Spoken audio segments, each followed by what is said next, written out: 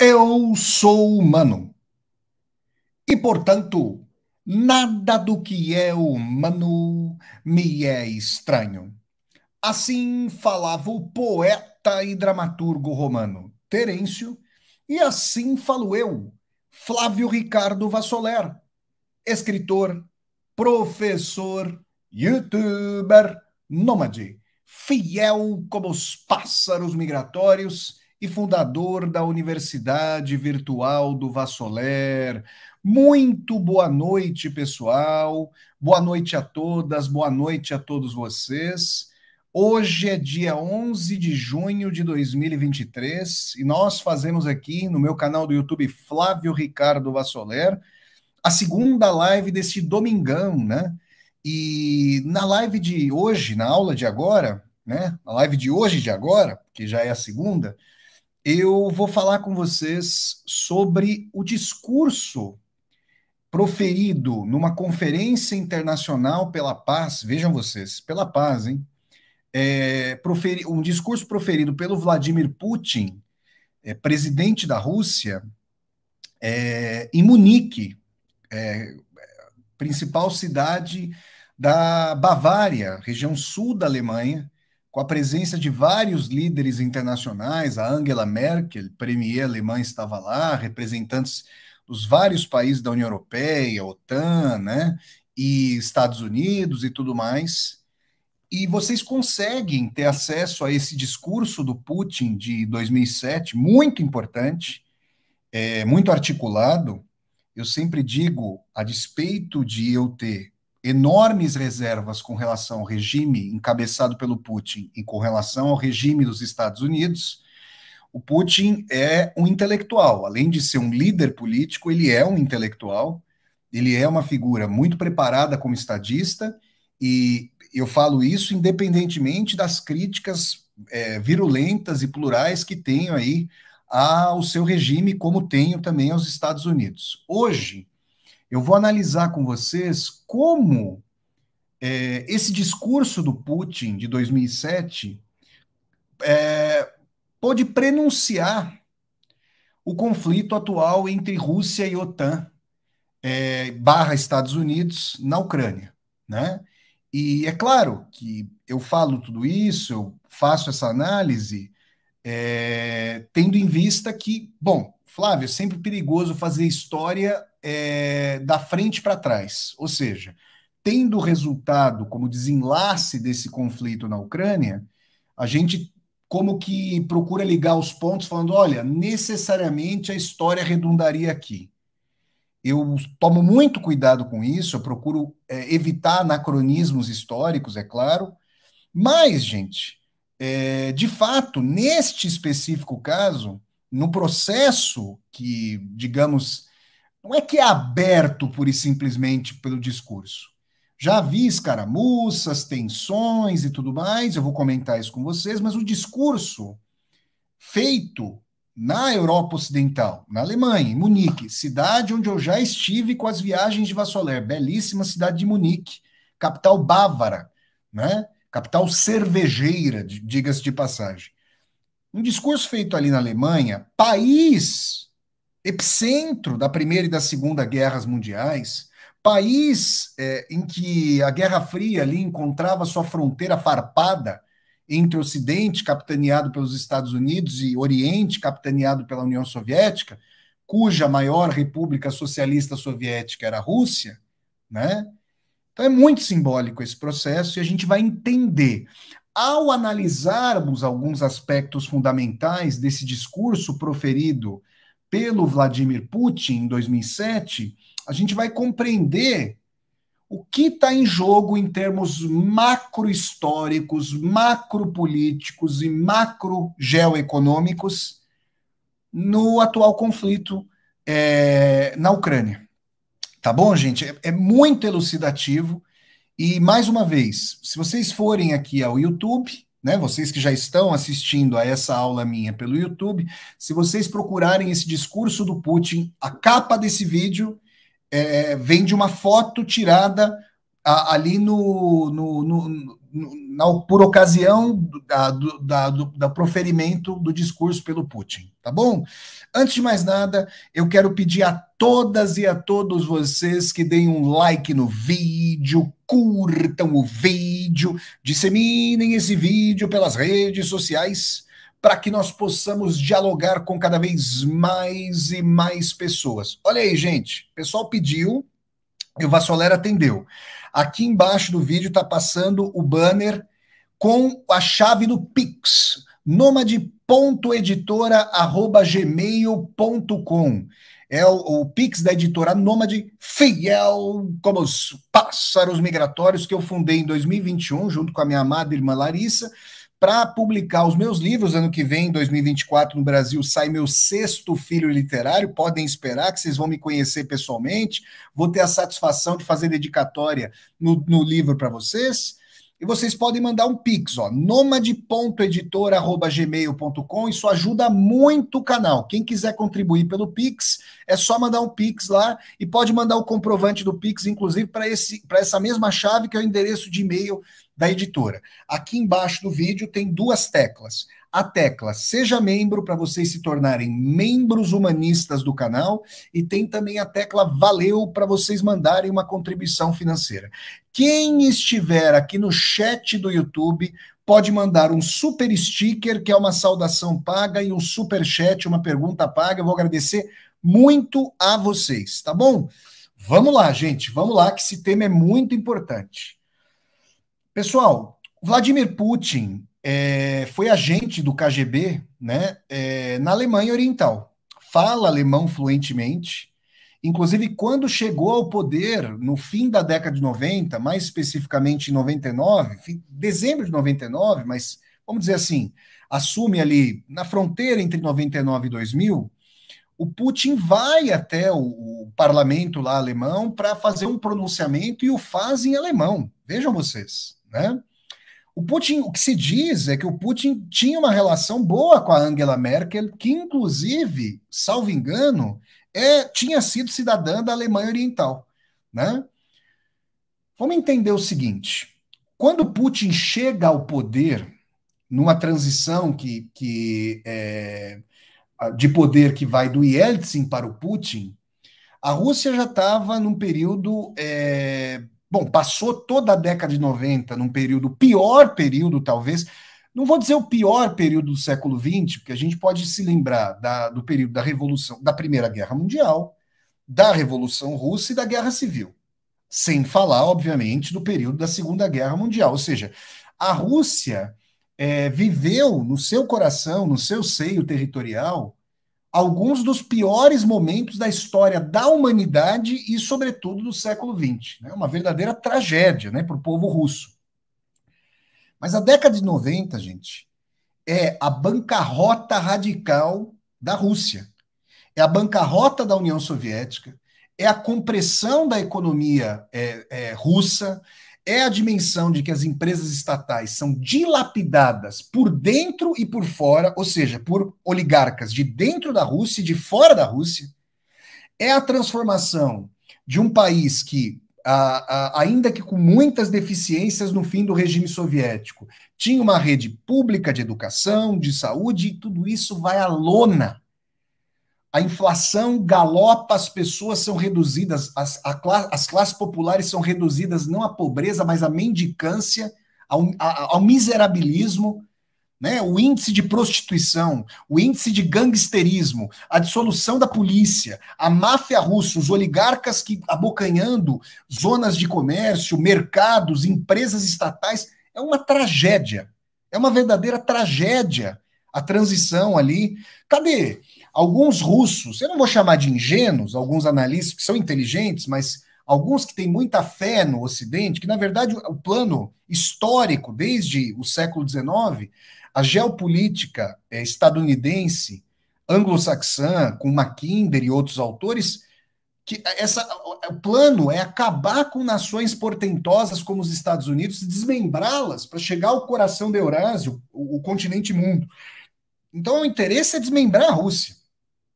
Não é à toa, gente, que logo depois da eclosão, do fim da União Soviética, começa uma guerra separatista na região da Chechenia, né? Ou como nós falamos em português, a Chechênia, né? Que é uma região que foi conquistada pelos czares, né? É, derrotando os otomanos, tá bom? O Império Otomano muçulmano, né? Que tinha a sua centralidade na antiga Constantinopla, que hoje é a belíssima cidade de Istambul, que recentemente, de maneira trágica, sofreu aí junto com a Síria abalos sísmicos terríveis, né? Como a gente pôde acompanhar. Então, assim, o Putin chega ao poder na Segunda Guerra da Chechênia, para vocês terem uma ideia, tá bom? E ele encontra uma Rússia em bancarrota. Eu quero dizer a vocês o seguinte: o Putin, aqui, as pessoas podem assistir a aulas anteriores que eu já ministrei. Eu já fiz um vídeo do Vassoler Responde dizendo o que eu penso sobre o Vladimir Putin, então não vou me repetir nesta aula. E eu quero ser mais objetivo, eu quero fazer esse panorama para que nós consigamos entender os prolegômenos, o preâmbulo para chegarmos a 2007, ao discurso proferido pelo Putin em Munique, tá bom? Mas quem quiser saber o que eu penso sobre o Putin, procurem na playlist Vassoler Responde, o vídeo que eu fiz a esse respeito, assistam as aulas, são, se eu não me engano, mais de 30 aulas, já quase 40 aulas sobre o conflito na Ucrânia, envolvendo a Ucrânia, Estados Unidos, OTAN e Rússia e tudo mais, tá bom? Para não ser repetitivo aqui. Quem está chegando agora pode procurar essas aulas, vocês vão ver tudo que eu falo aí sobre o Putin, tá bom? Aí é o seguinte, o Putin, de fato, restabelece com o seu governo a confiança dos russos e restabelece o orgulho nacional russo. Por quê? E aí eu estou falando, gente, não é de ouvir falar. Eu morei na Rússia entre 2008 e 2009. E voltei à Rússia em 2017 e 2018. E aí, em 2017 e 2018, a Rússia já estava sob fortes sanções depois da anexação da Crimeia e do início da guerra lá no Donbass. A gente vai falar sobre isso. Mas isso é posterior ao discurso de Munique. A questão que eu quero dizer é, eu ouvi dos russos que o nível de renda, estabilidade econômica anterior a todos esses conflitos era, sobretudo segundo os mais velhos, pessoas mais idosas, sem paralelo em toda a sua vida.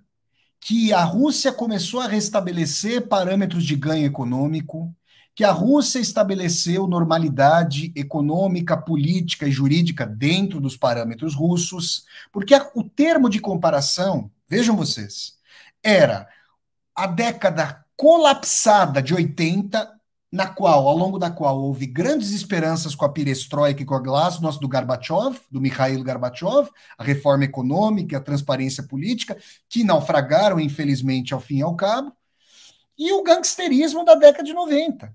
Então, quando se pega a década de 2000, a Rússia está se reerguendo. E aí eu quero dizer uma coisa. A Rússia, apesar de ser um país historicamente vinculado à periferia do capitalismo, mas, mesmo assim, ter chegado a conquistas militares e aeroespaciais dignas dos países do centro do capitalismo, por exemplo, você rivalizou com os Estados Unidos na corrida aeroespacial e militar. O faz até hoje nesses campos. Então, eu estou dizendo que a Rússia não se vê, as suas classes dominantes historicamente, isso é muito híbrido. Existem basicamente, eu já falei muito sobre isso aqui no meu canal, mas existem basicamente duas correntes ideológicas fundamentais para a percepção da Rússia: a eslavofilia e o ocidentalismo. Basicamente, o ocidentalismo acredita que a Rússia deve seguir um caminho de mimese em relação às instituições e ao desenvolvimento econômico do Ocidente, e a eslavofilia tende a pensar a Rússia de forma autóctone, com sua casa religiosa, com sua instituição autocrático-monárquica, com seus costumes, com seus valores. O Putin, gente, agora, claro, em meio a esse conflito, dando conta de que o Ocidente está todo agrupado, essa é a retórica do Putin, contra a Rússia, assume retoricamente uma posição cada vez mais eslavófila. A questão é que o Putin é considerado uma mescla de ocidentalismo e eslavofilia. Né? Tentou fazer aproximações desde o momento em que chegou ao poder, isso é importante, vamos começar a falar sobre isso. Tentou estabelecer aproximações com o Ocidente. O primeiro presidente a ligar para George W. Bush, no dia 11 de setembro de 2001, quando houve o atentado contra as Torres Gêmeas, o ataque terrorista lá contra as Torres Gêmeas de Nova York, foi o Putin. O Putin falou sobre isso, por quê? Porque uma vez que o Talibã assumiu lá a responsabilidade pelo atentado, ou que havia essa suspeição, o Putin tinha lidado com um conflito com jihadistas barra separatistas da região da Chechênia. Então, ele ligou para o George Bush. Ele havia conversado, vejam vocês, antes mesmo da chegada do George Bush à presidência, com o Bill Clinton, antecessor do Bush na presidência dos Estados Unidos, sobre a possibilidade de a Rússia fazer parte da Organização para o Tratado do Atlântico Norte, a OTAN, tá? Que aqui em Portugal é chamada de NATO, a partir do NATO, da sigla em inglês, né? North Atlantic Treaty Organization, não é isso? Agora vamos entender o seguinte: a OTAN ela surge no pós-guerra, no pós-segunda guerra, como filha dileta da Guerra Fria, com o medo que a burguesia da Europa Ocidental e dos Estados Unidos tinha de que o Exército Vermelho se espraiasse para além de Berlim, para além da fronteira, da parte mais ocidental da Cortina de Ferro, se formou a OTAN como uma aliança militar capitaneada pelos Estados Unidos para impedir o espraiamento do socialismo real. Em contrapartida, se forma o Pacto de Varsóvia, capitaneado pela União Soviética, com o mesmo propósito, impedir o propósito mesmo, mas inverso, impedir que houvesse qualquer avanço das potências capitalistas ocidentais em direção aos países do socialismo real. Tudo bem? Acaba o Pacto de Varsóvia com o fim do socialismo da Cortina de Ferro, do socialismo real. Acaba. Só que não acaba a OTAN. E, gente, quando o Putin pede para entrar na OTAN, ele imagina que é possível estabelecer uma relação de parceria com os Estados Unidos, ou pelo menos tem. Gente, ninguém é ingênuo, né? Ninguém é ingênuo, ninguém da altíssima política mundial é ingênuo, né? Mas pelo menos ele faz uma sinalização. O Yeltsin, antecessor do Putin, fez algo impensável, algo da ordem do lacaiesco. E é visto assim pelos nacionalistas russos. Ele vai até o Congresso dos Estados Unidos e diz que não quer briga com os Estados Unidos e abre os silos de armazenamento das ogivas russas para inspeção dos Estados Unidos. Contrapartida essa que os Estados Unidos não fizeram para os russos. Tá? O Bill Clinton disse que ia analisar a possibilidade de a Rússia entrar na OTAN. Mas isso é uma disfarçatez de um grau de cinismo realmente que só é capaz, do qual só os estadunidenses são capazes, né? A OTAN, gente, ela é uma aliança em contraposição hoje à Rússia e potencialmente à China. É para isso que a OTAN serve. Para dominar, digamos, a Europa Ocidental como relação de suzerania e vassalagem. Aqui a gente está, eu estou morando aqui no Otanistão, estou em Portugal, então estou na região aqui do Otanistão, né? E quero dizer para vocês uma coisa.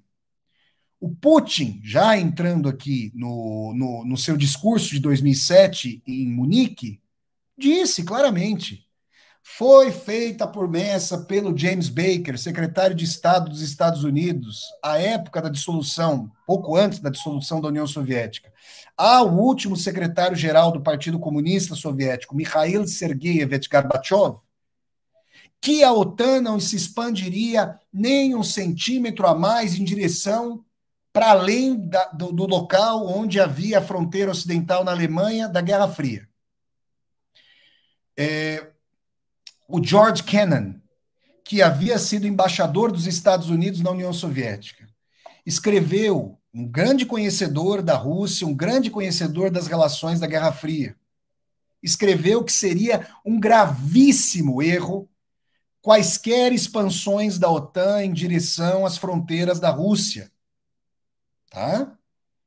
O Henry Kissinger, que é insuspeito de respeito aos direitos humanos, insuspeito de qualquer russofilia, um camarada que esteve por detrás do golpe de Estado que os Estados Unidos patrocinaram no Chile, que resultou em 30 mil mortes por baixo, ou seja, uma pessoa cuja reputação... Por que o Tribunal Penal Internacional de Haia não convoca o senhor Henry Kissinger? Eu não sei. Será que eu não sei por que ele não é convocado? Vocês estão percebendo ou não?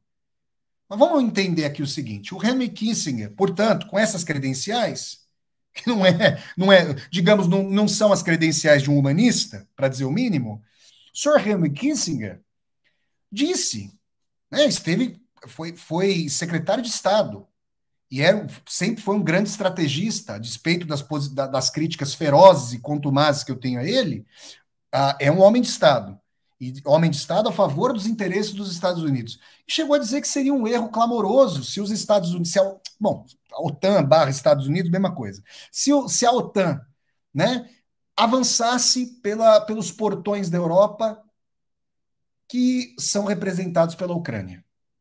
Que isso provocaria para o George Kennan e para o Henry Kissinger a fúria da Rússia, retomaria o ímpeto belicista, binário, de contraposição da Guerra Fria, poderia levar a uma belicosidade à beira da hecatombe nuclear, e que isso deveria ser evitado a qualquer custo.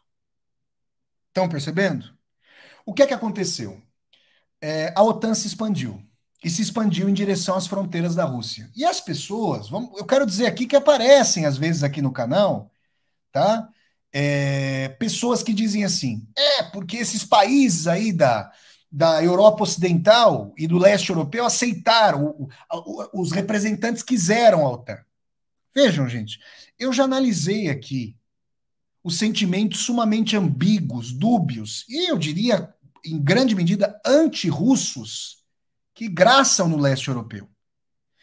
Os tanques do Exército Vermelho expulsaram do leste europeu os criminosos nazistas, porém não perguntaram para as populações se deveriam ficar estacionados por meio século na cortina de ferro. Então esses países sentem, e eu estive recentemente na Hungria, com as viagens de Vassoler, na República Tcheca, na Polônia, né? Nos Balcãs, a situação dos Balcãs é um pouco peculiar nesse sentido, e estive na Alemanha também. E conversei com as pessoas. Se vocês forem à playlist Viagens de Vassoler, vocês vão encontrar vídeos vários nesse sentido. Vários. Vocês sabem, eu tenho uma predileção muito grande por história. E quando viajo, discorro muito sobre história. Daqui a pouco, mais de 3 meses, vai haver o curso cultural Viagem com Vassoler pela Europa Centro-Oriental, e um grupo que foi formado estará comigo em Berlim, em Praga, estará comigo em Viena, Budapeste, Cracóvia, Auschwitz, Varsóvia e Treblinka, e percorreremos toda essa história, tá? Agora quero dizer para vocês o seguinte: as pessoas me diziam que a sensação sobre o socialismo real não era uma dimensão de igualdade, era uma dimensão de ocupação russa, ocupação estrangeira do país. Então existe um sentimento na Polônia, na República Tcheca, na Eslováquia, na Hungria, né, na Romênia, de uma questão de não permitir que haja uma reocupação. Esse é um ponto importante. Agora, assim como os Estados Unidos têm as suas respectivas linhas vermelhas, que são as suas regiões tampões, as suas regiões de tamponamento para proteger o seu território, os seus interesses geopolíticos e geoestratégicos, isso é realpolitik, a Rússia do Vladimir Putin, que se reergue economicamente, que começa a sair do vermelho e vai para o azul, que começa a restabelecer o complexo industrial militar e que, portanto, se vê historicamente, ainda uma vez, como um ator global, como uma grande potência, porque a Rússia nunca se viu senão como um império, o Putin invariavelmente começa a dizer: a Rússia tem que ser respeitada como um grande país do mundo e ter os seus interesses levados em consideração. Porque o bombardeamento de Belgrado pelas forças da OTAN, bombardeamento criminoso, né? Ele passa por cima dos interesses da Rússia em relação a um parceiro histórico da Rússia, que é a Sérvia. Essa parceria remonta, inclusive, à libertação que os sérvios cristãos ortodoxos consideram que os czares fizeram em relação ao domínio otomano na Sérvia. Para vocês terem uma ideia, os otomanos mantiveram franco domínio ali nos Balcãs e boa parte da Bósnia, para quem viu os vídeos, hoje saiu um vídeo de Mostar, na Bósnia, 2 vídeos de Mostar, 4 de Sarajevo, são 6 vídeos na Bósnia das viagens de Vassoler, eu conto essa história para vocês. Tá? Além do que, não à toa, depois do fim da União Soviética, vem a Guerra do Golfo I. Depois vem a farsa da invasão do Iraque em 2003. Onde estão as armas de destruição em massa? Uma mentira deslavada dos Estados Unidos e da sua garota de recados aqui na Europa, a Inglaterra. Né? Uma mentira deslavada dos Estados Unidos. É uma coisa assim, causa espécie. Eu sei que a propaganda russa também causa espécie. É um grau de cinismo também enorme. Né? Mas não havia armas de destruição em massa. Certo? Nós sabemos disso. E para quem... Ah, não, mas o Saddam Hussein era um tirano. O Donald Rumsfeld, quando houve a guerra Irã-Iraque, foi abraçar o Donald Rumsfeld, alto mandatário dos Estados Unidos. Foi abraçar o Saddam Hussein. Mas nós sabemos, a história mostra, né? A amizade de agora é a inimizade de então. Basta que nós nos lembremos do pacto de não agressão entre o Hitler e o Stalin. Só para citar mais um exemplo. Agora vamos entender o seguinte. A Rússia, então, começa a se reerguer. A Rússia do Putin, que quer retomar suas tradições, encontra em 2005 uma outra colocação do Putin. A maior tragédia geopolítica do século XX é o fim da União Soviética. Isso como foi entendido pelo Ocidente? Ah, o Putin quer restabelecer uma dominação eurasiana, plasmando o território da União Soviética. Por quê? Porque o Putin vem estabelecendo como mote ideológico interno uma tentativa de bastante elástica e acrobática. Quero agradecer aqui a minha querida Thelma Guelpa, muito obrigado pelo super sticker, um grande abraço para a Thelma, que é aluna dileta da Universidade Virtual do Vassoler, está em vários cursos da Universidade Virtual do Vassoler, e muito obrigado aí, minha querida Thelma Guelpa, um abraço, nós nos conheceremos, se Deus quiser, no ano que vem aí em São Paulo. Vamos lá, gente. O Putin faz uma tentativa dialética, vamos chamar assim, de transformar o seu regime em resultante vetorial de uma reconstrução ideológica da história russa, não querendo mais uma cisão entre oposicionistas à União Soviética, saudosos do czar, saudosos do regime de fevereiro de 17 e saudosos da União Soviética. O que há de comum para o regime putinista, entre o tsarismo, o império tsarista e o império soviético, é essa dimensão do império. É essa dimensão da potência. Por isso que em 2008 eu vi outdoors, eu vi banners, eu vi cartazes enormes em Moscou, enquanto eu morava lá, com a bandeira russa ao fundo e os símbolos soviéticos em primeiro plano. Para quem conhece o internacionalismo, ao menos teórico, que vigia nas cartilhas socialistas, isso pode causar espanto, mas não se a gente entender essa manobra inteligente em termos maquiavélicos do regime putinista. Vamos fazer com que a Rússia se una. Não é à toa que o seu partido quer dizer Rússia Unida. Vocês estão entendendo?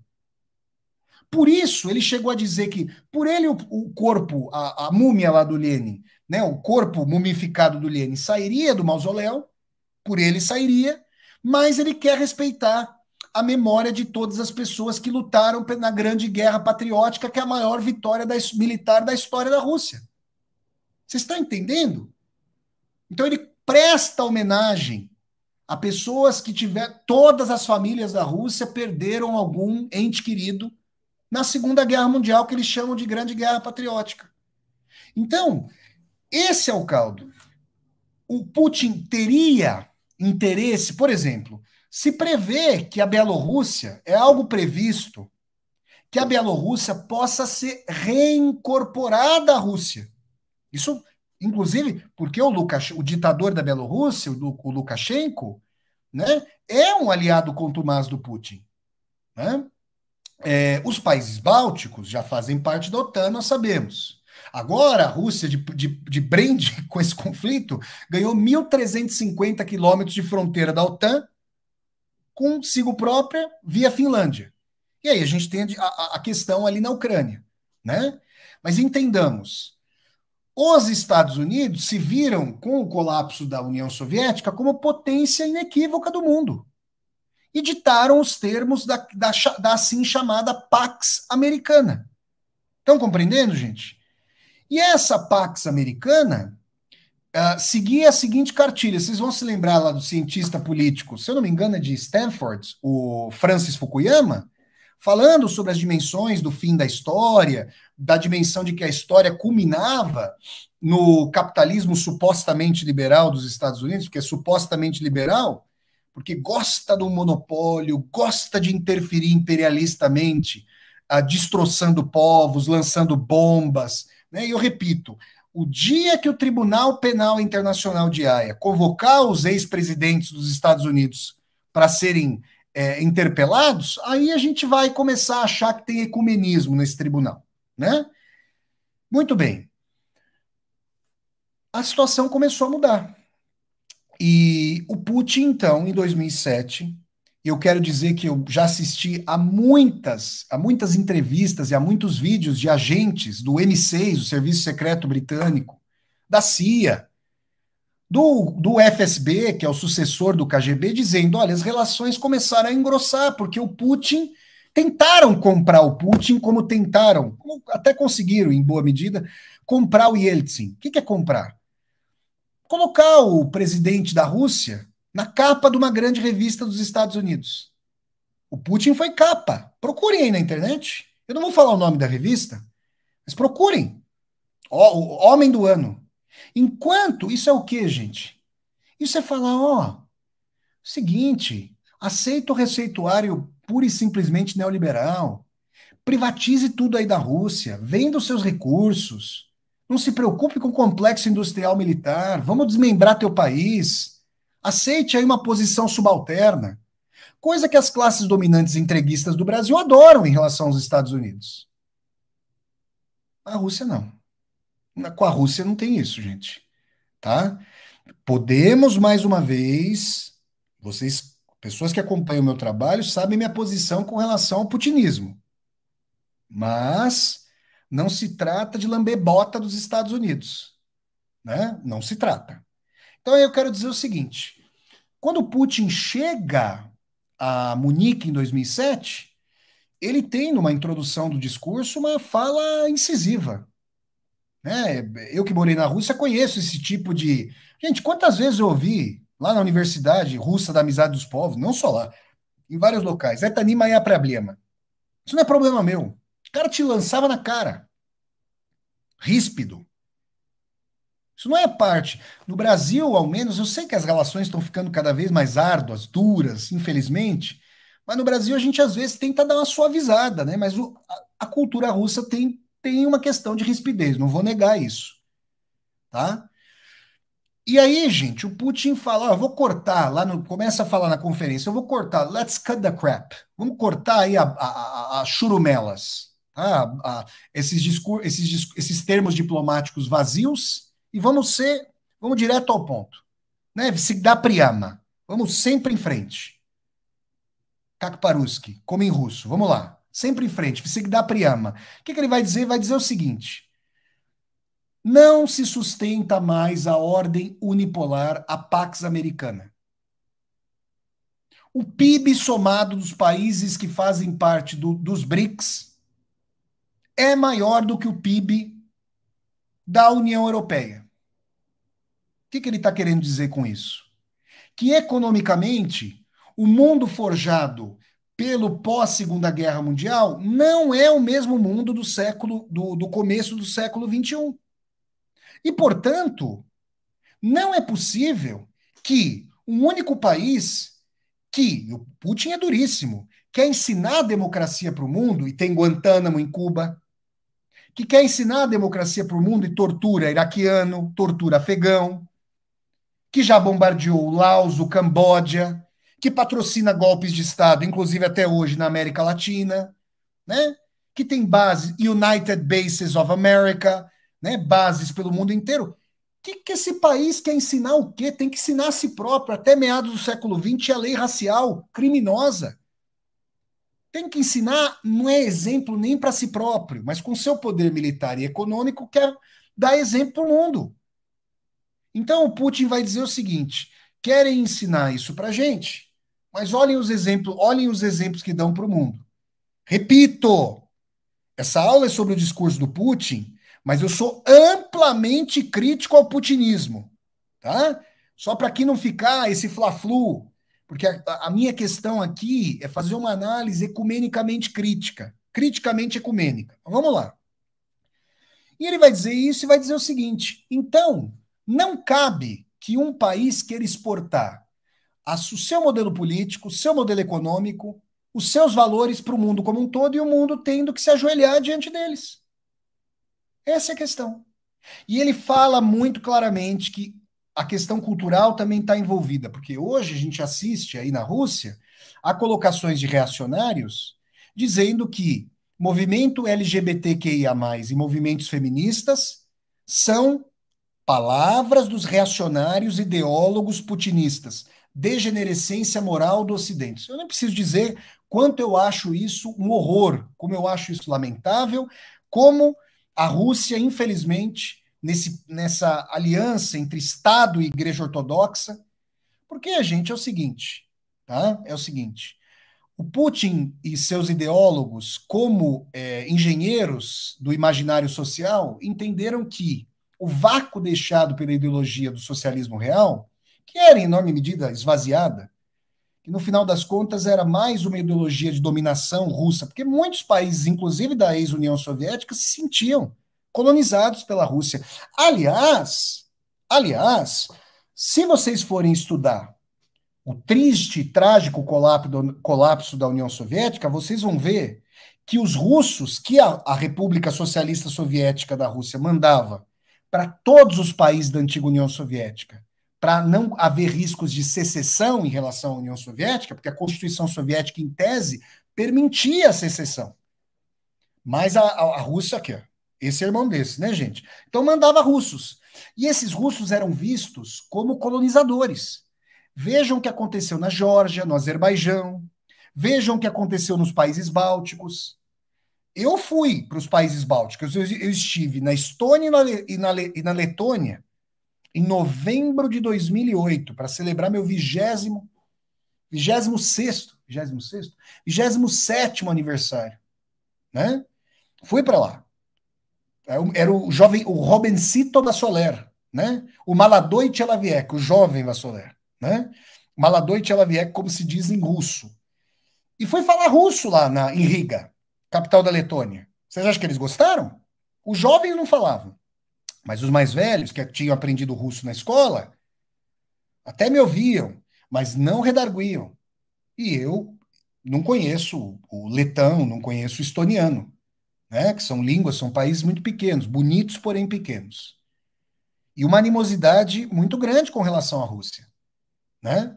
Então, gente, eu quero dizer aqui a vocês o seguinte, que nesse caldo, o Putin vai dizer: chegou a hora de uma aceitação de um novo tempo histórico e de um novo tempo multipolar. Ele diz isso em 2007. Vassoler, mas ele não está dizendo isso agora? Não, não só agora.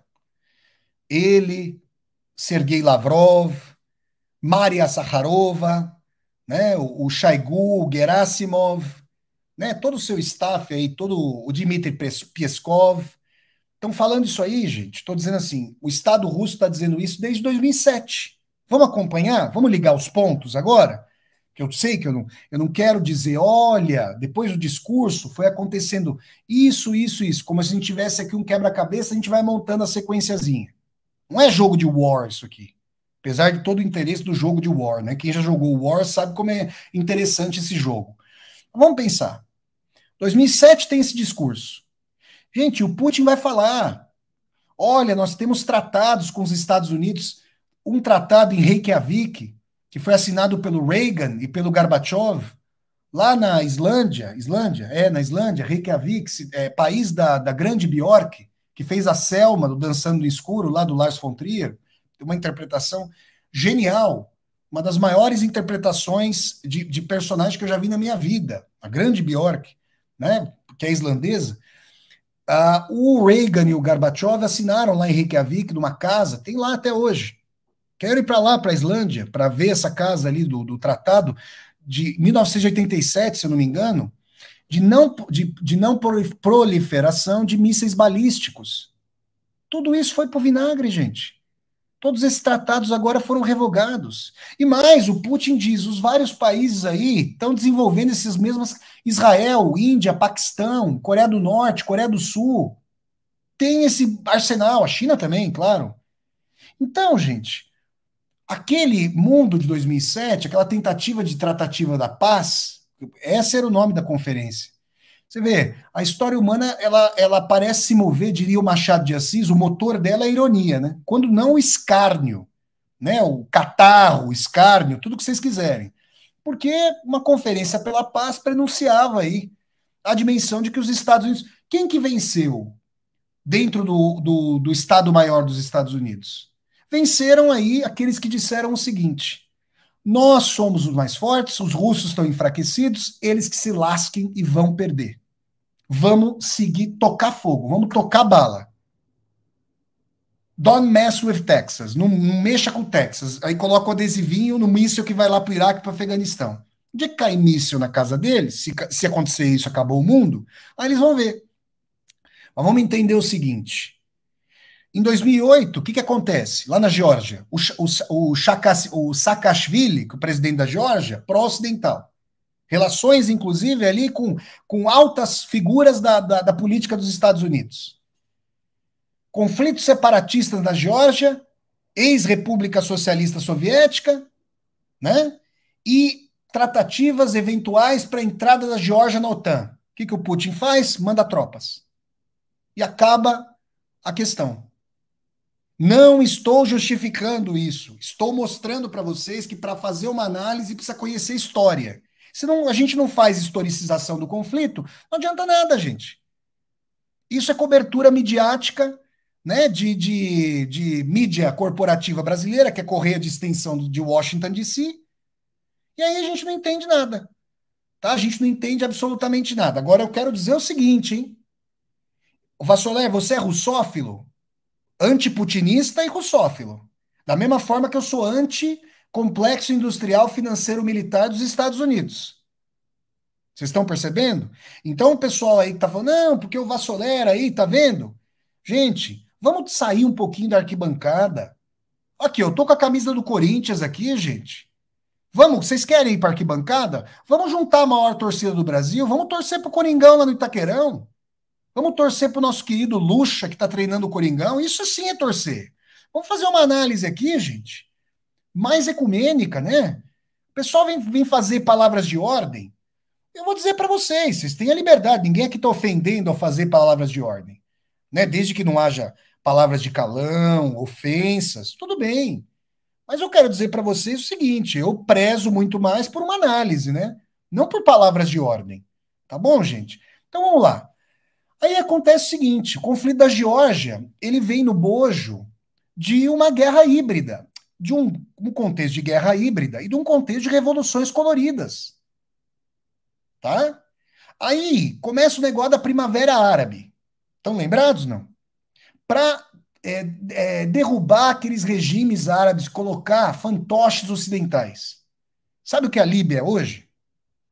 O Muammar Gaddafi, que foi líder da Líbia. Olha, gente, eu não tenho nenhuma simpatia pelo regime do Gaddafi. Vocês sabem como o Gaddafi foi morto? Empalaram o Gaddafi, um senhor. Eu não quero dizer, repito, não tenho simpatia pelo seu regime. Mas a Líbia hoje tem venda de seres humanos como escravos. Destroçaram a Líbia.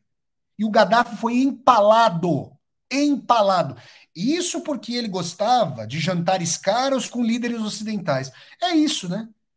Quem não aprende a lição, quem acha que vai tomar tapinha no ombro de líder ocidental, não conhece a pirataria ocidental, gente. Né? E o Gaddafi foi morto. Tá bom, gente? Vocês sabem que a Síria é um país destroçado.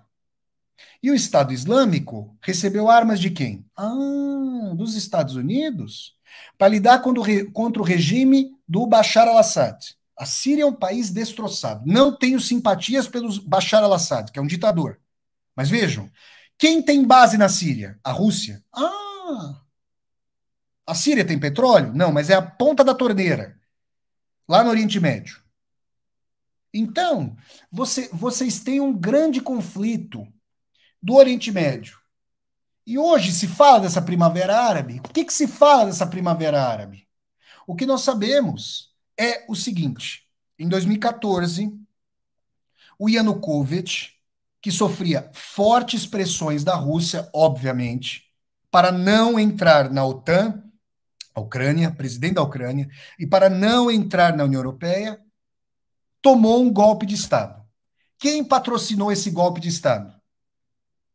Difícil saber, não? Assista ao documentário Ukraine on Fire, do Igor Lapatonok. Aí vocês vão ver as relações do filho do Biden, agora eu me esqueci do. Quem souber o prenome, o cognome em italiano, né? Quem souber o prenome aí do filho do Biden, coloca aqui no chat, por favor, gente, que eu não estou me lembrando. Ai, fugiu da minha cabeça. Bom, altos políticos dos Estados Unidos estiveram na Praça Maidan, porque os grupos de extrema-direita da Ucrânia recebiam apoio dos Estados Unidos. E eu já expliquei aqui historicamente como a extrema-direita ucraniana saudou a invasão nazista da Ucrânia e, portanto, antissoviética, porque o Hunter Biden, obrigado aqui, ó, a Odete Pereira, Hunter Biden, obrigado, querida, obrigado aí, aqui, ó, aqui o Yazaki também colocando Hunter Biden, tá bom? Obrigado, muito obrigado. E aí, vocês têm o seguinte, vocês têm que o Stepan Bandeira, que era líder da extrema-direita ucraniana, era antissemita, proprietário de terras, que perdeu suas terras, no horror da coletivização forçada das terras na Ucrânia. O Galadam. Tem os negacionistas de esquerda estão por aí, viu, gente? Porque assim como tem negacionista de direita, tem negacionista de esquerda, e não houve massacre stalinista na Ucrânia para essas figuras. Né? Não houve Galadamor, não houve de 3 a 5 milhões de vidas humanas ceifadas na Ucrânia. Uma tragédia, né? Não preciso dizer o quanto eu lamento isso. Agora vamos entender o seguinte. Para o Stepan Bandeira, esse ultradireitista ucraniano, a formação da Ucrânia precisava rechaçar a dominação polonesa, a dominação soviética. Tá? Isso é histórico na Ucrânia. A Ucrânia não tem direito de ter um país? Lógico que tem. Os palestinos não têm direito? Tem. Os curdos não têm direito? Tem. Todos têm direito a ter o seu país. E a Ucrânia também. Né? Agora vamos entender o seguinte. O Stepan Bandeira lauda o Hitler e acha que, assim como na Romênia e na Hungria, países onde havia regimes satélites do fascismo na Europa, que o Hitler ia deixar os bandeiristas dominarem a Ucrânia. Ucrânia, que é o local de nascimento da Ruskievana, da identidade russa, gente. Vocês estão percebendo ou não? Um dia eu ainda vou remontar essa história toda para vocês, tá? Vamos entender o seguinte: eu não, obviamente já falei que o Bandeira era filho, ela era nazistófilo, antissemita, antissoviético. Agora, se você quer se contrapor à União Soviética naquele contexto histórico, você vai buscar a guarida de quem? Ele buscou em relação ao Hitler, que era profundamente antissoviético. Quando ele se deu conta de que só não era mais forte o anti-eslavismo do Hitler do que o antissemitismo, ele passou a oposição ao hitlerismo e foi preso, assim como vários de seus partidários, e o Bandeira foi, o Stepan Bandeira, o Estevão Bandeira, foi morto lá no campo de concentração de Sachsenhausen, ao norte de Berlim. Então, gente, existem movimentos historicamente na Ucrânia, principalmente da porção ocidental, que são antissoviéticos, portanto antirrussos, e que entendem que a Ucrânia é historicamente acossada pela Rússia. Olha, gente, isso é verdade. Na época do czarismo, os documentos ucranianos, a língua ucraniana, ela não podia ser falada nas escolas, nas repartições. Os ucranianos eram chamados de pequenos russos, pelos austro-húngaros de rutenos. Vocês gostariam de ser chamados e chamadas de pequenos portugueses e pequenas portuguesas? Não, eu não. Eu sou brasileiro. Eu não sou pequeno português. Estou morando aqui em Portugal, mas não sou pequeno português, sou brasileiro. Certo ou não? Então por aí vocês vêm. Então, eu quero dizer para vocês o seguinte: Batalhão Azov, Svoboda, quer dizer liberdade. Pravi Sector, quer dizer setor de direita. São nazistófilos. Agora eu quero pedir para vocês o seguinte, por favor, assistam a vídeos do Marcelo. Eu só não sei o sobrenome dele. Quem souber, coloca aqui, porque eu quero dar todos os créditos. Do ótimo canal Hoje no Mundo Militar, que me foi recomendado pelo meu amigo e aluno Alexandre Barros. Estou assistindo a todos os vídeos do Marcelo, do Hoje no Mundo Militar, que é um rapaz inteligente, bem informado e articulado. Recomendo veementemente esse canal para vocês. Quem souber o sobrenome dele, coloquem, por favor, aqui no chat, porque eu quero dar os créditos para ele, tá bom? Quero fazer aqui uma dedicação, tá bom, gente? Aí é o seguinte, vão lá procurar, porque existe extrema-direita na Rússia também, e procurem um dos integrantes fundadores do grupo Wagner, que é um declarado neonazista. E o Marcelo, fazendo uma anatomia do grupo Wagner, mostra isso. Porque, gente, eu ouvi, deixa eu dar um relato aqui para vocês de quando eu morei em Moscou. Eu estudei na Universidade Russa da Amizade dos Povos, tá? E a amizade a universidade, a Rossiyskaya Universitet Druzhby Narodov, Universidade Russa da Amizade dos Povos, tem brasileiros, equatorianos, peruanos, chilenos, argentinos, tem quenianos, camaroneses, tá? Tem sul-africanos, ela tem laosianos, vietnamitas, tem sírios, libaneses, pessoas do mundo, egípcios, pessoas do mundo inteiro. Sobretudo estudantes do terceiro mundo, porque essa universidade ela foi fundada na década de 60 para formar quadros para exportar a revolução. E até hoje mantém vínculos com vários países da África, da Ásia, do Oriente Médio e da América Latina. Ou seja, todo mundo em Moscou sabe que entre o metrô Biliaeva, linha laranja, e entre o metrô Yuga-Zapadnaya, sudoeste, linha vermelha, tá aqui no meu coração, Ulitsa Mikluro-Maklaya. Eu nunca vou me esquecer da rua Mikluro-Maklaya. Já voltei lá, fiz vídeos, compilei os vídeos de 2008, 17 e 18 e fiz um vídeo das viagens de Vassoler, do Vassoler em Moscou. Assistam a esse vídeo. Todo mundo sabe em Moscou que ali só tem estrangeiro. Um dia eu fui pra balada com a rapaziada e a gente tava voltando da balada e nós paramos numa quiosqueira lá, num quiosquinho, para comer uma famosa shaurma. O que é a shaurma? Shaurma, que a gente falava, um kebab. Vocês sabem o que é o kebab?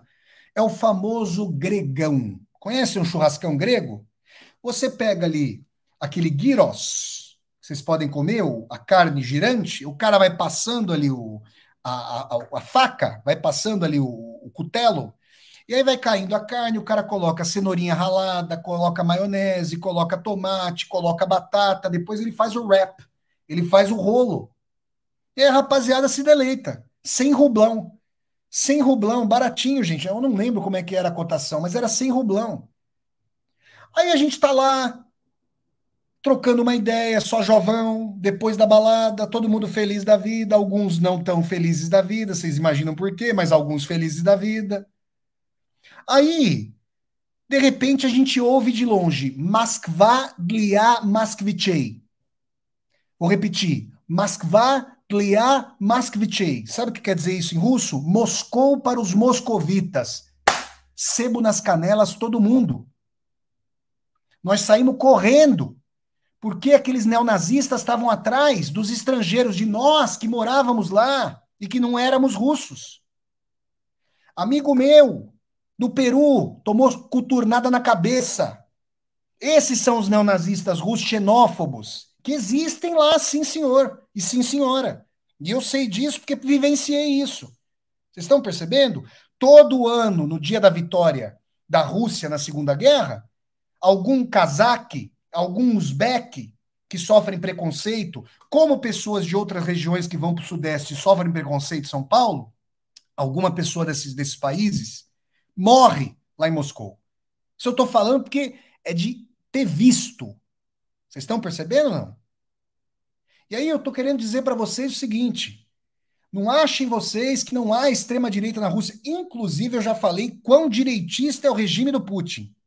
E vou dizer aqui claramente: quem chama a Ucrânia de regime nazista está desrespeitando o povo ucraniano, não sabe nada da história da Ucrânia, não conhece que a língua ucraniana existe desde o século XI, que, assim como os húngaros, assim como os tchecoslovacos, aí tchecos e eslovacos, assim como os palestinos, assim como os curdos, os ucranianos têm direito a um país próprio.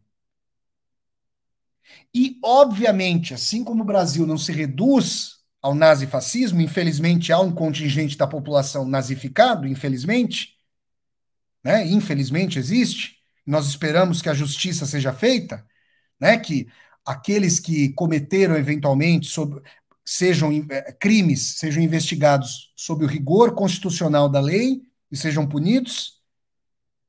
Existe lá na Ucrânia. Mas, gente, a Rússia diz o seguinte: o regime de 2014 é resultado de um golpe de Estado. Isso é verdade. Houve um golpe de Estado em 2014, foram convocadas novas eleições. A extrema-direita ucraniana foi para cima das partes russificadas da Ucrânia, sobretudo a região leste e a Crimeia, como nós sabemos. Nessa situação de exceção, a Rússia tomou a atitude de invadir a Crimeia, como nós sabemos, fez um referendo a toque de caixa. Nos lembremos de que situações excepcionais esgarçam o direito internacional. Os Estados Unidos são campeões de fazerem isso, de jogarem fora o direito internacional, como nós sabemos, né? E começa a guerra em 2014. Segundo o Ocidente, quem começa a guerra de 2014 é o Putin, invadindo o Donbass, dando apoio para os separatistas de Donbass e mandando tropas, mesmo que com uniformes disfarçados. E quando eu voltei lá em 2017, 2018, eu ouvia, conversei com russos, e eles falavam: olha, tem gente nossa indo para lá, sim. Ao passo que a Rússia diz que aquilo que aconteceu a partir de 2014 é fruto do ataque ucraniano municiado pela OTAN, e nós já sabemos que documentos foram vazados, os Estados Unidos estão municiando a Ucrânia desde 2014, tá? Eu quero dizer para vocês, e nós temos então que os Estados Unidos, pelo prisma russo, apoiam a Ucrânia via OTAN desde 2014 e a guerra está instalada. Perceberam? Ou seja, quando a gente olha para isso, o Putin, esse discurso, certamente, a gente não sabe o que vai acontecer, ninguém aqui tem bola de cristal. Mas a gente pode dizer o seguinte: caso o mundo multipolar, porque vamos pensar o seguinte, ó, nesse momento, amanhã eu quero ministrar uma aula sobre essa contraofensiva ucraniana. E aqui eu quero falar o seguinte, ó, o Cláudio está falando, que bacana, mais de 200 pessoas assistindo a aula. Eu quero aproveitar aqui o pessoal que está assistindo a aula, né, três patinhos na lagoa, 222 agora, para pedir a vocês o seguinte, se houver pessoas aqui, tá? Futuro do subjuntivo, gente, se houver, tá bom? Se houver, porque tem figuras da magistratura, da ex-magistratura brasileira que não tem muita familiaridade com o vernáculo, né? Vocês sabem disso, né? Vocês sabem disso, não é isso? Mas graças a Deus, gente, eu tenho um caso de amor com a nossa língua portuguesa brasileira, né? Procuro ter um caso de amor, não é isso? Então, se houver pessoas aqui que não estão inscritas no meu canal, eu peço que vocês se inscrevam aqui no canal Flávio Ricardo Vassoleri e toquem a sinetinha, por favor, para receberem as notificações. Agora vamos entender o seguinte: se essa contraofensiva ucraniana quebrar a cabeça de ponte, a ligação leste-sul entre a região de Donbass, Donetsk, olha aqui, ó. Nosso querido Marcos Bastos acaba de se tornar membro humanista do canal. Então, o Marcos Bastos acaba de se tornar membro humanista do canal. Quero agradecer ao Marcos, mandar um abraço aqui para o Marcos e saudá-lo como novo membro humanista do canal. Muito obrigado aqui ao Marcos. Valeu, Marcos. Um abraço. Vamos lá. Agora vamos entender o seguinte. Se a Ucrânia cortar a ligação leste-sul da Rússia, a Crimeia fica em perigo, porque os russos não teriam como municiar por terra a Crimeia. Por outro lado, teriam como municiar por mar, mas aí a logística não é tão imediata quanto o caminho por terra, tá bom? Agora, e aí isso significaria o quê? Isso geraria uma pressão brutal contra o Vladimir Putin, o seu governo, no sentido de minimizar os seus ganhos e tentar levar para uma rodada de negociações. Agora, analistas já dizem o seguinte, né? O Rogério Nitablian, inclusive, quero indicar a vocês uma live que vai haver, já deve ter começado lá no canal do Rogério Nitablian, sobre a contraofensiva ucraniana. Depois vocês podem ir lá assistir a essa live. Um abraço para o meu amigo Rogério Nitablian, tá? Dizendo o seguinte aqui para vocês, tá? Dizer aqui o seguinte para vocês. Se a Ucrânia não conseguir perfurar essa cabeça de ponte, esse arco de ligação leste-sul da Ucrânia, que os russos dominaram, por exemplo, a partir de Zaporizhia e a partir ali daquela região dominada de Kherson, que foi dominada em setembro do ano passado, aí, gente, a chapa fica quente para os ucranianos. Por quê? Porque, segundo, claro, a gente não tem como aferir, né? A gente aqui, o Putin dá uma declaração, inclusive eu quero saudar, mandar um abraço para Carolina Bernardes, que é cônsul da Rússia em Belo Horizonte. Um abraço ao trabalho de alto nível, altamente inteligente, articulada, competente. E ela postou no seu Instagram um vídeo de declaração do Putin, do Vladimir Putin, à imprensa russa, dando conta, segundo Vladimir Putin, que obviamente é parte interessada no conflito, que as perdas clássicas numa ofensiva de campo aberto, como é o caso agora da contraofensiva ucraniana, são classicamente da ordem de 3-1. Por que quem ataca perde mais seres humanos, perde mais vidas? Não é difícil a gente entender. A Rússia teve meses, mais de um ano aí, de fortificação desses locais tomados. A Ucrânia é o país hoje mais minado da face da Terra. Tem minas por todo lado. A Rússia esquadrinhou o território. Os ataques se dão em campo aberto. Se você perde o elemento surpresa, eu acabei aqui, antes de assistir essa aula, eu assisti a uma live do Marcelo, hoje no Mundo Militar, ele dizendo que o elemento surpresa foi perdido pela Ucrânia. Por que foi perdido? Porque, gente, os russos deduziram, com um serviço de inteligência, com a protelação dessa contraofensiva, onde seria centrada a força da contraofensiva ucraniana. Então, o Putin disse que está sendo um morticínio para além de 3-1, de 3 homens ucranianos para cada russo morto. É um morticínio, gente. E aí o Putin diz: a culpa é do regime de Kiev. Complicado, hein, gente? Eu já analisei isso. Hoje o tema da aula não é esse. Não concordo com o Putin, não concordo com o Zelensky, não concordo com os Estados Unidos. Realmente eu sou crítico em várias dimensões aí. Mas quero dizer para vocês o seguinte: se a Ucrânia não consegue furar esse bloqueio, perde um contingente de reserva do seu exército, aí não tem condições de lançar mais contraofensivas e, obviamente, que se a Rússia bloqueia uma contraofensiva, ela pode suplantar a Ucrânia numa contra-contraofensiva.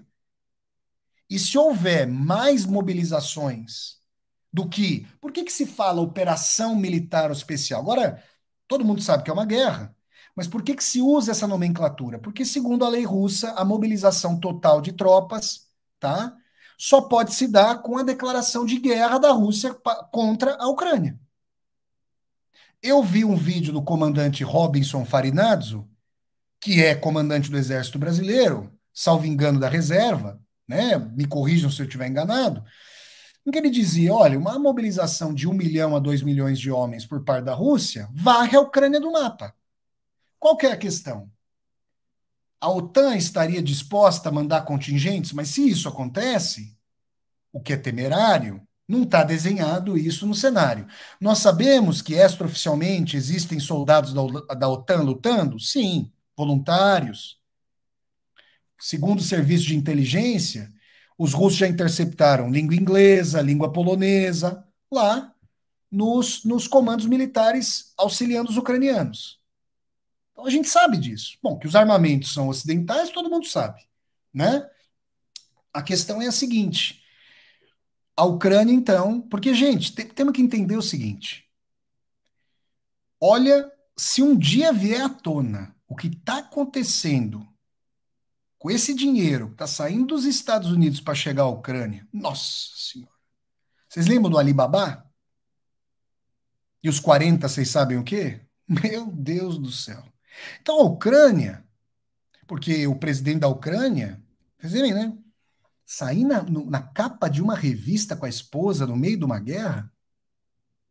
Que sensibilidade, né, gente? Não é isso? Saiu na capa da revista lá, vocês sabem disso, né? Então eu quero dizer aqui para vocês o seguinte: a Ucrânia precisa mostrar que tem capacidade de contraofensiva, senão já está havendo desgaste dentro dos Estados Unidos e os republicanos estão capitalizando isso contra os pró-guerra na Ucrânia, os democratas, de que o povo dos Estados Unidos está sofrendo, a inflação é galopante. O Biden não perdoou a dívida estudantil. Sabe por quê que ele não perdoou? Porque os lobistas do complexo industrial financeiro militar estão sequestrando dinheiro que poderia cobrir as dívidas dos estudantes e das estudantes dos Estados Unidos, e que poderia, dinheiro esse que poderia dar um SUS para a população dos Estados Unidos. O país mais rico do mundo não tem um SUS. É um absurdo, né? É um absurdo. Então, eu quero dizer para vocês o seguinte: essa situação aqui que nós procuramos analisar e desenhar. E, gente, só para dizer uma coisa aqui, tá? Eu estou citando fontes de vídeos. Citei o Robinson Farinazzo, citei o Marcelo do Hoje no Mundo Militar, citei o Rogério Anitablian. Vocês podem ler fontes ocidentais, fontes russas, Russia Today, New York Times. Eu estou citando fontes de análise do conflito. Isso não significa que eu concorde com as posições políticas dessas pessoas. Vamos ter aí, gente, vamos analisar aqui a questão. Se a pessoa tem uma posição dentro da política brasileira mais conservadora, vocês conhecem a minha posição, mas eu não vou dialogar com essa pessoa? Eu vou criticar essas posições, mas vamos entender aqui, gente, do que a gente está falando. As pessoas, realmente, gente, está complicado. Porque a gente não pode estabelecer diálogos, porque aí às vezes a priori vem lá, não, mas peraí, ó, onde você estava no verão passado? Eu entendo isso, mas vamos lá, eu estou falando de um ponto específico aqui. Vocês conhecem minha posição. Quem eu apoiei na eleição em 2022? Quem foi que eu apoiei aberta, franca e entusiasticamente? Luiz Inácio Lula da Silva. Vocês viram isso? Alguém aqui tem dúvida disso? Então as pessoas vêm falar assim, não, porque o fulano lá é da direita. Eu não sou. Estou falando de uma análise militar. Concordo com suas posições políticas dentro do Brasil? Não. Se é, não concordo. Tá bom, gente? Tô falando isso aqui. E não adianta aqui colocar. Quero dizer para vocês o seguinte, tá? Quero dizer aqui para vocês que a gente tem que respeitar a pluralidade. Muito bem. Isso colocado, tá? A gente tem uma situação complexa, que faz com que a Ucrânia e a Rússia estejam no momento aparentemente chave do conflito. Se a Ucrânia perde contingente militar sensível, ela pode ser levada à mesa de negociações.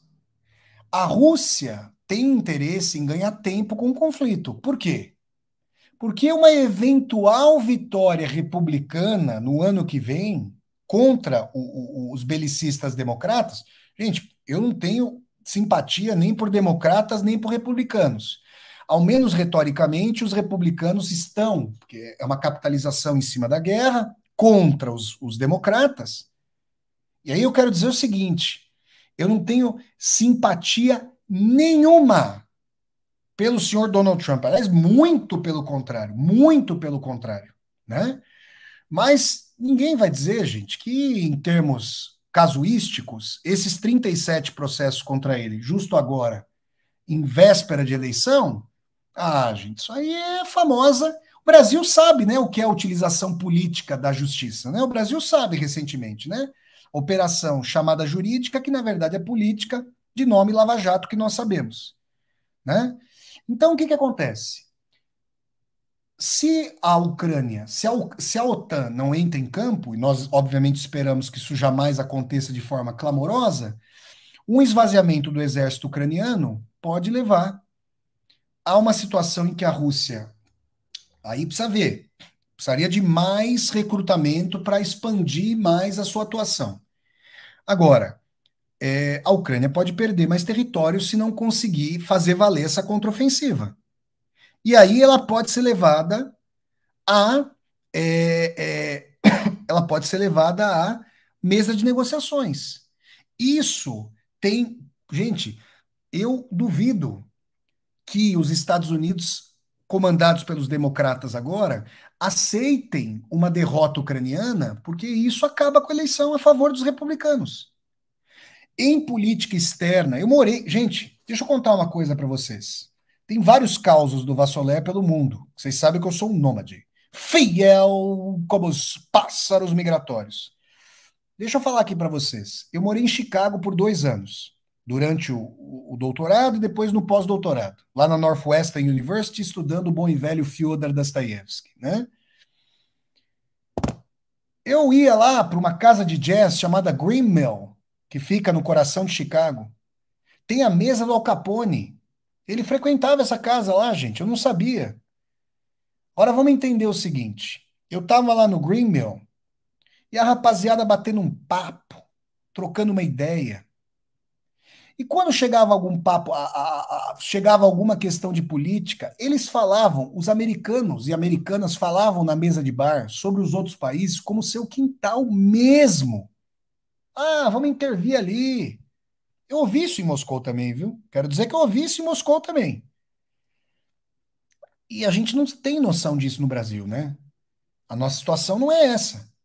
Então, política externa nos Estados Unidos, historicamente, é utilizada como manobra, como ferramenta de política interna.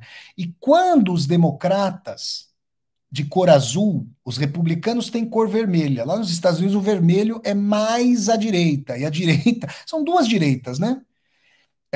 Que tem alguma diferenciação local em políticas distributivas, aí há mais liberals, porque o termo liberal nos Estados Unidos é o esquerdista. Não é o liberal no sentido clássico do liberalismo que depois vai estar aliado à direita no sentido econômico, tá bom? E aí acontece o seguinte, os Estados Unidos usam, então, a utilização da guerra, a utilização da guerra como elemento de política interna é uma forma de, no caso dos democratas, angariarem algum voto de que está ali oscilando, que pode ir para os republicanos, mas nesse sentido, com o imperialismo, vá para os democratas. Vocês estão entendendo? Porque os Estados Unidos, gente, são amplamente bipartidos. É uma polaridade política enorme lá nos Estados Unidos. O país é muito dividido.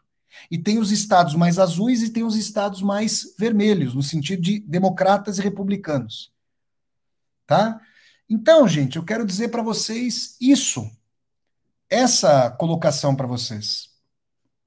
É claro que a situação é dinâmica. Eu duvido que os democratas aceitem, a não ser que a Rússia passe o trator, vamos dizer assim, mas eu duvido que os democratas aceitem uma derrota cachapante da Ucrânia, porque aí, gente, acabou, né? A desmoralização do otanistão e, claro, do Joe Biden, dos Estados Unidos, da sua administração, é a desmoralização acachapante.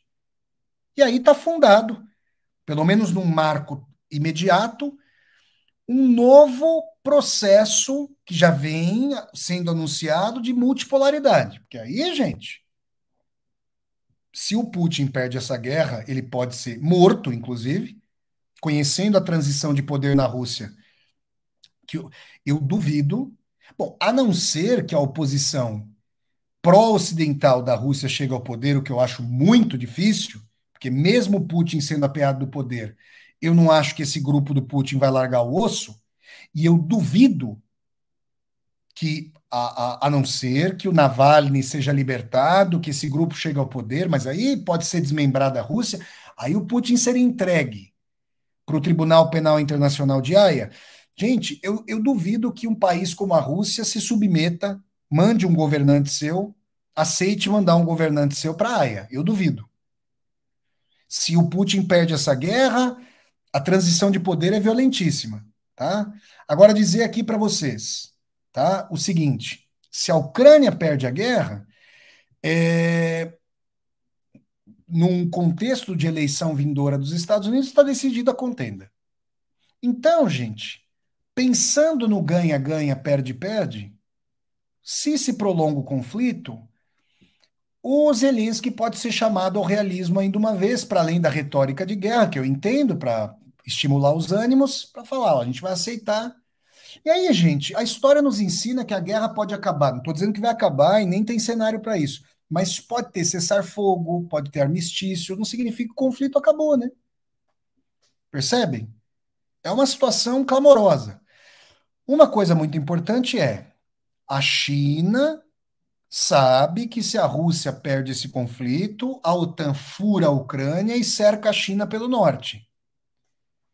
E os Estados Unidos estão empolgadíssimos para fazer uma segunda Ucrânia em Taiwan. Nós sabemos disso. E nós sabemos que a Rússia é uma barricada importante para a China. Então está desenhado aí o mapa, feito um panorama para vocês dessa situação, gente. Tá? Tá feito um panorama aí para vocês dessa situação. Pessoal, eu quero pedir agora a vocês que nesse fim de aula aqui, para vocês, agora eu quero dar uma moral aqui para vocês, quero dar um moral bom para vocês. Pessoal que está aqui, tem 246. Vamos colocar agora o nome da cidade, do estado de onde vocês estão falando, que eu vou faiscar todo mundo na tela. Vamos colocar no chat, no Instagram, no Facebook, coloquem aqui, gente, de que cidade vocês estão falando, que eu quero dar uma moral aí para todo mundo que está aqui, gente. Para vocês aí, porque é o seguinte, vocês assistem, vocês fazem as interações de vocês. Olha aí, ó. O Odralde TV by Ventura, do sei se é Eduardo Ventura, BH, Minas Gerais. Aí nós temos Denis Chaves, Natal, no Rio Grande do Norte. Yuri S, BVA, Itaboraí, Rio de Janeiro. Eduardo Danaila, Maceió. O nosso querido Gervásio Pimentel, Teresina, no Piauí. Ana Andrade, Salvador, Bahia. Olha aí, gente. Carlos Alberto, de Catalão, Goiás. Deixa eu ver aqui. Professor Igor Aquino, Juazeiro do Norte, nosso querido Ceará. Alessandro Pereira de Colombo, no Paraná. Maria Lúcia Pinto de Souza Lima, falando do Rio de Janeiro. Lucivânia de Souza Borges, Fortaleza. A Flávia, minha xará, falando de Goiânia, em Goiás. Um abraço para Flávia. José Carlos Gomes, Esmeraldas, Minas Gerais. A Nájila Faria de Cianorte, no Paraná, se eu não me engano, né? A Maria Elisa Siqueira Silva de São Paulo, cidade que deveria se chamar Corinthians. O Adeilson Silva de Belém do Pará. Nós temos aqui quem mais? Diego Soares Natal, no Rio Grande do Norte. Nós temos Antônio Fernando Medeiros de Oliveira, Ribeirão Preto, São Paulo. Tiago Weber, Aracaju, no Sergipe. Deixa eu ver aqui o que mais. 2 de São Paulo. Diego Gomes, São Paulo, capital. Aldir Vieira, São Paulo. Tatiana Almeida, Camaçari, na Bahia. Olha aí, gente. Nós temos aí Santos, São Paulo, cidade natal do meu pai João, que nasceu no Embaré, Canal 3, aí em Santos, o meu pai. Deixa eu ver aqui, Roberto Tortorelli, Ipiaú, Bahia. Nájila manda aqui um super sticker. Muito obrigado a Nájila. Um abraço para Nájila. Muito obrigado, Nájila. Um abraço para você, querida. MF Albuquerque fala de São José da Coroa Grande, Pernambuco, nosso querido estado de Pernambuco. Afonso da Costa falando de Beira, de Moçambique, um irmão nosso do país de língua portuguesa moçambicana, assim como nós falamos a língua portuguesa brasileira. Um abraço para o Afonso, falando do nosso querido país Moçambique, onde mora, salvo engano, nosso querido Mia Couto, talentosíssimo escritor. Estarei com as viagens de Vassolera em Moçambique, hein, gente? Olha lá, professor Emanuel Mourão, de São Bernardo, mas é a minha São Bernardo? Não, é no Maranhão, é São Bernardo no Maranhão. Nós temos Admilson Batista, Jaboatão dos Guararapes, em Pernambuco. Nós temos Joede Gonçalves, Manaus, no Amazonas. Nós temos também o Gildásio Ferreira de Cardoso, nas Minas Gerais, não é isso? Nós temos a Alexandra Paula de BH, Belo Horizonte, cidade com nome lindo, né? Que nome bonito que é Belo Horizonte, né, gente? Não é isso? E quando vocês chegam ao aeroporto de Belo Horizonte, tem o dicionário do Mineirês. Eu adoro isso aí, gente. Viva o Brasil! Cristiano Lemos de Porto Alegre, no Rio Grande do Sul, onde eu estive em 2005, hein, gente? Deixa eu ver aqui, Maria da Glória Lacerda falando de Niterói, no Rio de Janeiro. A Marta Ribeiro falando de Santos, tá no Instagram. Olha aí, o Paulo Fernandes está falando aqui de Alcochete, no nosso querido país Portugal, de onde eu falo. Eu falo aqui da cidade de Braga, em Portugal, gente. Tá bom? Temos aqui também o nosso querido Francisco Macuacua. Olha aqui, Francisco Macuacua falando de Inhambane, de Moçambique. Mais uma pessoa, mais um irmão nosso de Moçambique. Um grande abraço para Moçambique. O Nuno Teixeira falando aqui do Porto. 45, meu vizinho, Nuno. O Porto fica a 45 minutos aqui de Braga. Você pega aqui um busão, gente, para quem é de Portugal, busão é o autocarro, é o ônibus, tá bom? Aí você está em 45 minutos. Vocês têm aqui o Vicente Moreira Rodrigues de Santarém, no Pará, e o Rafael Almeida falando de Salvador, na Bahia. Gente, o pessoal mandando, vão mandando. O Marco Leonardo falando de Curitiba, no Paraná, né? E é isso aí, gente. Seguinte, eu quero agradecer a todas e a todos vocês, tá bom? Pedir mais uma vez, like no vídeo, curtam o vídeo, disseminem. Sabe que vocês peguem esse vídeo, gente, o link, grupos de WhatsApp, né? Deixa eu ver aqui, o Anderson Silva manda aqui um pedido. Professor, obrigado, Anderson, um abraço, manda um super sticker. Você poderia fazer Gente, a barba tá branca, mas não precisa me chamar de senhor, gente. Ainda não estou cantando Jingle Bell, Jingle Bell, Jingle All the Way. Não dá ainda, né, gente? Não é o Papai Noel Vassoler. Ainda não estou com a barba senil. Gente, Vou fazer a barba, eu perco 10 anos quando eu faço a barba, gente. Você poderia fazer uma aula sobre Nietótica Niesvanovna, do grande Fyodor Mikhailovich Dostoiévski, meu pai espiritual. Com certeza vai chegar esse momento, Anderson. Muito obrigado, meu amigo. Obrigado pelo apoio. Nós temos aqui também a Ana Amélia Lima Rocha, de Brasília, e o Marciel Silva, de Esperantina. Gostei do nome. Esperantina, ó a esperança aí. Gostei do nome, bonito nome da cidade. Esperantina no nosso querido estado do Piauí. Estão percebendo, gente? A Conceição falando assim, não, mas não é a idade, é o respeito. Gente, o respeito que vocês me trazem, muito obrigado, agradeço a vocês, é a audiência de vocês, é o like no vídeo, vocês curtindo o vídeo. Olha o respeito aqui, ó. Olha que legal. Thelma Guelpa, super sticker. Marcos Bastos, tornando-se membro humanista. Nós temos aqui a Nájila, mandando um super, como é que é o nome? Um super sticker. Nós temos aqui o Anderson Silva pedindo aqui, fazendo um super sticker. E chegou mais um aqui do Rafael Filho, mandando um super sticker. Um abraço para o nosso querido Rafael Filho, que mandou aqui um apoio. Estão percebendo? E temos mais, ó, José Carlos Gomes. Gente, façam como José, tornem-se membros humanistas do canal, isso apoia muito aqui o canal, tá bom? Olha lá, ó. Quero mandar aqui, ó, um abraço para o meu querido amigo Carlos de Freitas, que é de Luanda, capital da nossa querida Angola. Eu quero dizer, Carlos, que eu fiz queridos amigos e amigas de Angola enquanto morei na Rússia.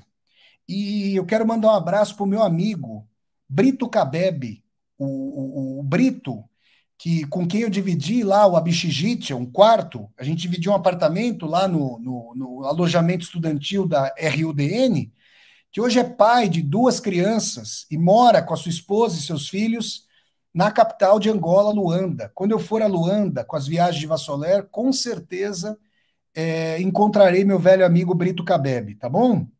Obrigado, um abraço aí ao pessoal de Luanda. Então é isso, gente. Quero agradecer a vocês. Vixe, gente, deixa eu ver aqui. Onde é que. Agora eu não sei nem onde ficou aqui aqui, ó. Então eu quero agradecer aí a vocês, gente. Muito obrigado a todas e a todos vocês, tá bom? Eu agradeço. Like no vídeo, compartilhem o vídeo. Compartilhem, gente, no Facebook de vocês, no Instagram de vocês. Ponham um link pro pessoal. Compartilhem nos grupos de WhatsApp e convidem as pessoas para se inscreverem no canal. Nós estamos caminhando para 85 mil pessoas aqui no canal e chegará o dia das 100 mil pessoas aqui no canal. Tá bom, gente? Então é isso. Um grande abraço a todas e a todos vocês. Mais uma aula com Vassoler aqui com panorama desse conflito e a gente se vê numa próxima oportunidade. Forte abraço a todas e a todos.